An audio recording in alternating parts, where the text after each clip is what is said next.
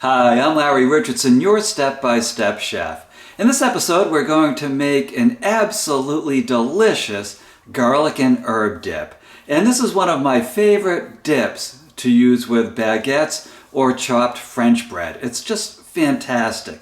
Now, truth and disclosure, I'm making this with a variety of herbs, but I got this recipe from my favorite San Francisco restaurant, the Stinking Rose. It's located in North Beach in San Francisco, and I hope it's still there because I absolutely love what they do. But I kind of modified the recipe a little bit, added a couple of other herbs, but still get the same delicious results as the Stinking Rose, which I gotta tell you, I credit them to no end for their generosity because they hand out the recipe to anybody who asks at the restaurant. But their version is mainly based on parsley and garlic. And I just added a couple of more herbs to make it just slightly different. But I still credit them. I absolutely love what they do. They make these garlic mussels. Yeah, I could go on all night. But if you're in San Francisco, check out the Stinking Rose. They did not pay for this endorsement. I love them that much. So come on, let's cook. Now I want to start to show you the ingredients for this dip by explaining that it is absolutely a garlic lover's dip. And if you have meetings the next day, or let's say you have a date with somebody new, you might not want to have this. This garlic will stick with you for at least 2 days. So keep that in mind. And also, if you serve this as kind of the dish that you bring to the big office party, make sure to warn people ahead of time. I was in real estate and I used to tell everybody, don't eat this if you have to show property tomorrow because you will smell, you will reek of garlic. Now that said, this is absolutely a treat for me. So what I use with this is 4 garlic cloves, a sprig of basil, a sprig of oregano, a sprig of rosemary, maybe you can see that back there, a half a teaspoon of white wine vinegar, a half a teaspoon of salt, about a half a cup of extra virgin olive oil, and a half a cup of minced parsley. And what happens is we're going to take a little bowl, fill it with these herbs and the garlic and the other ingredients, and then we add the olive oil up to the top of it. And it just makes this delicious herby garlic dip. And the final thing you're going to need is a bread to dip in it. And what I use is usually a baguette. And I'll lightly toast the baguette, but don't over toast it because you do want the garlic and herb dip to soak into each serving of this. And I'm telling you, it is absolutely a popular treat. So come on, let me show you how to put this all together. And the first thing we're going to do is crush our garlic into this bowl. This will be our ultimate dip bowl. So just crush the garlic into it. And if you don't have a crusher, mince away. Mince it real tiny, maybe give it a little bit of a pounding to release a lot of the oils, but do it that way. But these crushers work perfect for my purposes.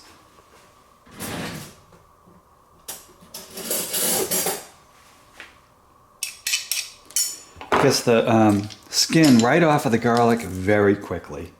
Now, if you are a super mega garlic lover, you can certainly add more than these 4 cloves. I've seen people add entire heads of garlic to this dish, and it comes out delicious.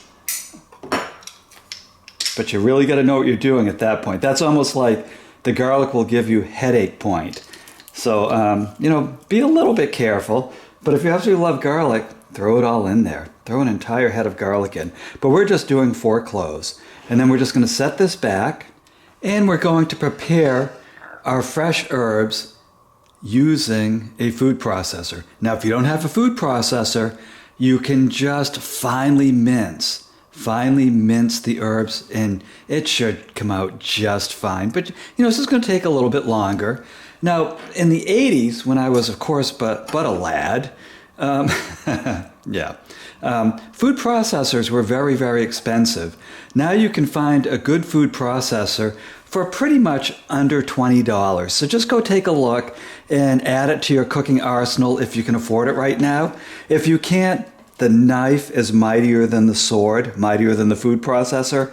You'll do just fine. So what I'm doing is I'm taking the basil, taking it off the stems, dropping it into the food processor, taking my oregano. Now, if you can't get any of these different herbs, especially the basil, the oregano, and the rosemary, then make it stinking rose style and just use fresh parsley. You do have to have some fresh herbs in this dip. You just do. Because if you try to do it with dried herbs, oof, it's just going to taste very stale. So what I would do if you cannot get rosemary, oregano, or basil, just use parsley. Just use the equivalent level, the equivalent amount of parsley, and it will just come out as good as this. This just has a slightly different taste if you add the herb variety to it. And I have been eating the parsley version for many years, and I thought, well, add a couple of herbs, and it came out delicious. So it's a slight adaptation, which is actually the fun of cooking. It's taking others' recipes and making them your own. And I'm, like I keep saying, I'm not a cooktator. I think that telling people what's good and what isn't good and how to and how not to is downright mean, and it kind of keeps them from exercising their creativity. What I say is, make it my way the first time, and then in subsequent editions, make it better. Make it better by making it to your taste. That is the fun of cooking. Cooking is a creative art. It's not set in stone, and there are just so many different ways to do things. And I would love to see how you do it. But there's our rosemary and our oregano. And here's our parsley. Now I'm taking all of this off the stem because I don't like things stemmy. And sometimes even with a food processor, you're going to end up with stems in this dip. And I just think that's unpleasant. So I'm just pinching the leaves off of the rosemary. I did the same with the other herbs just to keep it very simple. And I know that watching me do this will soon turn into watching paint dry. I'm not going to do that to you, so I'll be right back. Okay, so you can see the old food processor is about 2/3 full of loose herbs. And now what I'm going to do is just process them up.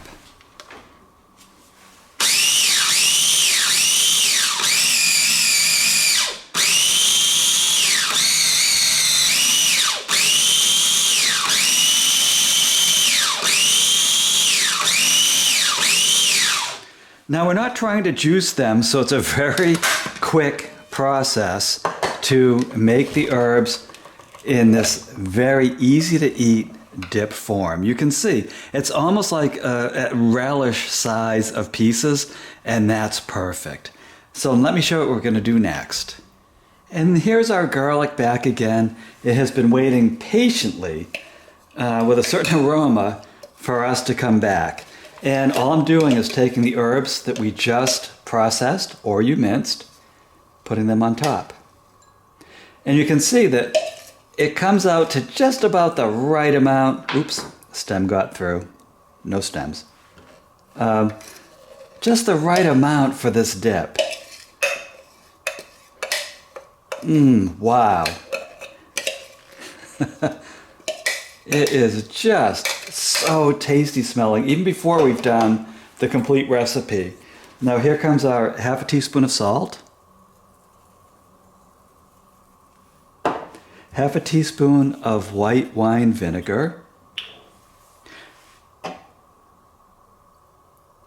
and I want to caution you, don't go overboard on the salt or the white wine vinegar until the dip is finished. Then you can adjust it to your taste. If you add too much vinegar, it will be too tart. Too much salt, it will be way too salty. So just be patient, get it done, get everything stirred in, and then decide how you want to make it. And here's our olive oil. And what we do with the olive oil is we just fill this to the point where it's just about up to the lip of that bowl. Perfect. And then just stir these ingredients in. And you can see this makes a very, very rich garlic and herb dip. And again, adjust these ingredients to your taste. This is the way I like it. I mean, some nights I will go the entire head of garlic root and then pretty much have to sleep on the couch for the week after that. But I think this is a good mix for just casual nights or for a party where you think people will kill you if you make them smell like garlic. Just kidding. But this is tasty. I'm starting to drool. So that's done. That's it. That is your herb and garlic dip. Or garlic and herb dip. Try not to spill it on me. Congratulations. Look at what you just made. You just made this delicious garlic and herb dish. It's absolutely fantastic. I know you will like it if you're a garlic lover. And I know your family and friends will like it if they're garlic lovers. If you have people around you who don't like garlic, they're probably gonna hate this. And they're wrong. Their taste is wrong. We love garlic and we will stand up for garlic proudly. If you want the printable recipe for this, please visit stepbystepchef.com. There you're going to find printable recipes and video links for well over 100 different delicious dishes. You're absolutely going to love it. I'm going to try to put this down because I have one other thing to show you. When you visit stepbystepchef.com, you're also going to see a video link to Cooking with the Step-by-Step Chef, which is the book I put together with the first 114 of my recipes, which also have free video links. So it's just like you're standing next to me and you're cooking. Makes a great gift for your friends and relatives too. So I am Larry Richardson. I am your step-by-step chef, and I hope to see you in the next episode.